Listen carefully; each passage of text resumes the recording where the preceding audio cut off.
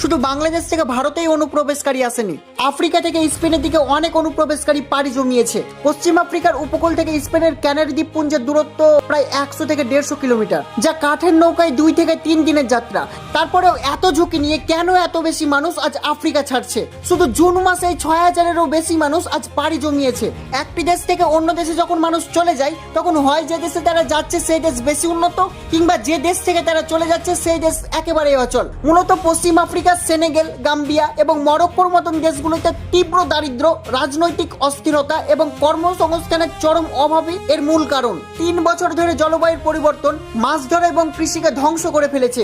সে এলাকায় গৃহযুদ্ধও দেখা গিয়েছে, যার ফলে তারা মৃত্যু ঝুঁকি নিয়ে স্পেনের দিকে পা বাড়িয়েছে। কিন্তু স্পেন বলছে আমরা আশ্রয় দিতে চাই না।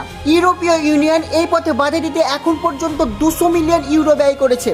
সেনেগালে পুলিশ প্রশিক্ষণ, নজরদারি ড্রোন, পোস্ট কার্ড, অনেক কিছু মোতায়েন করেছে। কিন্তু আফ্রিকার মানুষদের কাছে এটা শুধু অভিবাসন নয়, এটা বেঁচে থাকার শেষ চিৎকার।